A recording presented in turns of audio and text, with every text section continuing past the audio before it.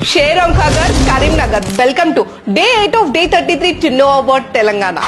కాకతీయుల కాలంలో ప్రోల రాజింక ప్రతాపరుద్రుడు వేయించిన శాసనం ప్రకారం ఈ ప్రాంతాన్ని సబ్బినాడుగా పిలుస్తుంది.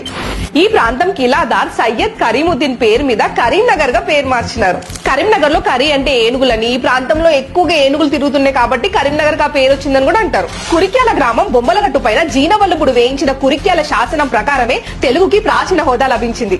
కరీంనగర్ ని సిటీ ఆఫ్ గ్రానైట్స్ అంటారు. ఇక్కడ బావుపేటలో గ్రానైట్ ఇండస్ట్రీస్ కూడా ఉన్నాయి. 1985 లోవర్ మానేరు డ్యాం ప్రాజెక్ట్ రూపకల్పనలో కీలక పాత్ర పోషించిన నీటిపారుదల శాఖ మంత్రి జీవి సుధాకర్ గారి పేరుని లోవర్ మానేరు డ్యాం ప్రాజెక్ట్ కి పెట్టినారు. కరీంనగర్ లో ఈ మానేరు నది పైన తీగల వంతెన కూడా కట్టినారు. సిల్వర్ జూబ్లీ సెలబ్రేషన్స్ లో భాగంగా మీర్ ఉస్మాన్ అలీ ఖాన్ కరీంనగర్ కు వచ్చినప్పుడు వెల్కమ్ కమాండ్ ని కట్టినారు. ప్రపంచ ప్రఖ్యాతిగాంచిన సిల్వర్ ఫిగ్రీ ఆర్ట్ కరీంనగర్ కు చెందింది. కరీంనగర్ లో జరిగే అతిపెద్ద ఉరుసు Bijigiri Sharif, Elgandal fort, Nagnur fort, Molangur fort, Panchamukha Lingeshwara Swamy ఆలయం, మత్స్యగిరీంద్ర స్వామి టెంపుల్ ఇక్కడ ఫేమస్ ప్లేసెస్. తెలంగాణ నుండి మొట్టమొదటి దాదాసాహెబ్ ఫాల్కే అవార్డు రైత బాలీవుడ్ ని ఎన్న పైడి జయరాజ్ గారిది కూడా ఈ జిల్లానే.